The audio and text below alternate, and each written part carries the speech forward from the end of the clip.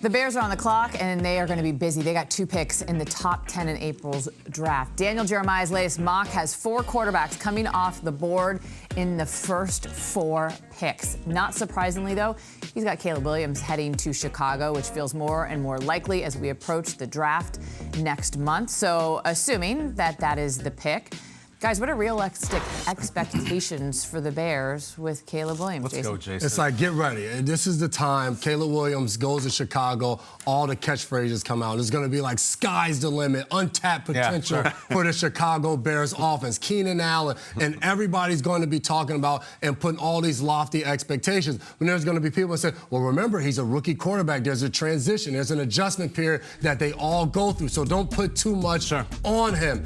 I look at it, and Kyle, you did this in the first hour where you go back and you look at history. Sure. First overall draft picks, which teams go to the playoffs? When you start talking about expectations, that's kind of where you draw the line. Are they going to be a playoff team or are they not? It's happened 9 times in the NFL. A team draft first overall and that team goes to the playoffs the next year. Only 2 times was it after drafting a quarterback. One of those times was in 2004 when Phillip Rivers was drafted. He didn't play. Drew Brees was the guy. So you go back to 2012, the Indianapolis Colts, they draft a quarterback. That was Andrew Luck, and they go to the playoffs. You said it earlier in the 7 o'clock hour. They went to the playoffs that year and the year after with Chuck Pagano and Andrew Luck as their quarterback. For the Chicago Bears, you get Caleb Williams in there. We've already talked about the guys that they brought in on the offensive side of the ball. They finished the year pretty solid last year, winning 7 games. You look across their division, you're looking at the Green Bay Packers, you're looking at the Detroit Lions. I don't know that Caleb Williams gives them enough to be able to get over that type of hump in year 1 as a Chicago Bear. Are they going to be much improved? Of course. They're a team that was ascending last year. In their locker room, Justin Fields was a guy that, and you hear where Eberflus talks about him, Holes, they came together, gave him a phone call, told him they loved him and what he meant to the organization because he gave everything he had. I think there's a lot of guys in that locker room who absolutely love Justin Fields. Caleb Williams is going to have to come in, and I said it before, you come in as a rookie, you go out there and play well, guys are going to love you and going to respect you. You can talk all about the things he did at USC, Hollywood, all this. You go out there and you play well, that's all that matters. Guys want to win games.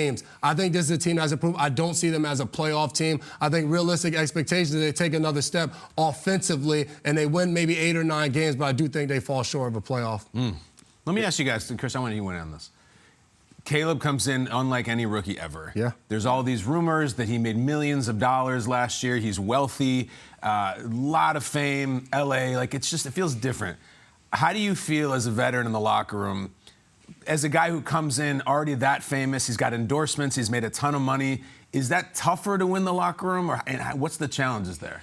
No, I don't think it's going to be tougher to win the locker room. He's going to win the locker room with how he plays, right? And I think that's really all. I mean, all these kids coming out of college, these big name guys, I mean, they're making money, and rightfully so, right? They're name and likeness, and they're actually benefiting from it.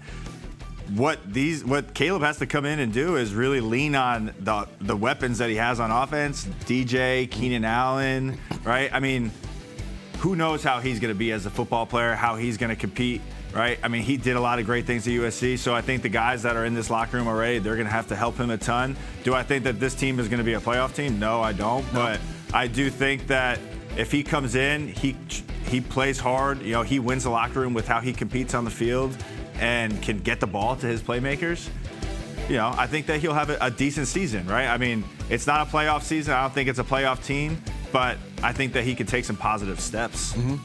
Respect your opinion. I'm going to offer a counter. And I want to give you guys, Chris, let me ask you, do you golf? I do. I know you do. Yes, I do. You're probably really good USOB. I bet you're incredible. What are you, a 3 handicap? 1. Oh, my gosh. All right, Sarah, we know your feelings on the sport of golf. Jason, you don't golf. I don't really much. All right, but let's do a little closest to the pin. All right? Okay. I'm going to show you, don't show it yet, I'm going to show you 3 defensive statistics for the Bears last year, arguably the 3 most important statistics in defense. And I'm going to show where they ranked over the last 6 weeks of the season. So for each statistic, the number is the same. Like it's 12th, 12th, 12th, 8th, 8th, 8th, 20th, 20th, 20th, whatever. Closest to the pin. In these 3 defensive statistics I'm going to show you, where do you think the Bears are going to rank in the league over the last 6 weeks? Chris, pick the number. 8th. You think they're going to rank 8th, 8th, 8th. Okay, Jason? The Chicago Bears, they finished strong. Defense. I'm going to say they rank I'm going to say 12. 12, They take a step up from the year before. 12. I'm going to say 12. Sarah, what do you think? This is the last 6 weeks of the season. Yeah. And Chris, so then I'll go lower. Chris went 8. 8 and 12. I'll go 5th. Okay, 5th, 12th, 8th, closest to the pin. Bring up the Bears' statistics defensively over the last 6 weeks of the season. Read them and weep, fellas and lady. Wow. First in points per game allowed, first in rushing touchdowns allowed tied, and first in interceptions. I also want you to know that those 13 interceptions, that is the most in a 6-game streak since the heyday of the Legion of Boom in Seattle. Whoa. Wow. The Bears defense was cooking at the end of the season. Nobody remembers this. They blasted the Lions down the stretch. Yep. They won by 2 touchdowns over the Dan Campbell Lions, who should have been in the Super Bowl.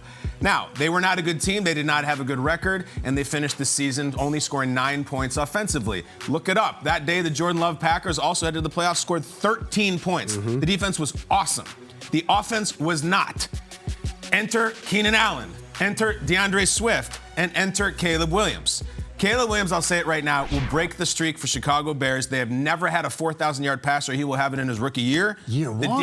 Year one. He will have 4,000 yards in year 1. They will come out throwing. They will come out running. That offense is ready. The defense was one of the best in the NFL in the last 6 weeks, if not the best. Remember, Eberflus, defensive guy, Yep. older guy, old school, defense, hit, tackle. He got this thing working finally. They couldn't get the offense working. It just wouldn't work. In Justin Fields' finale, he scores 9 points in his last game as a Bear against the arch rival.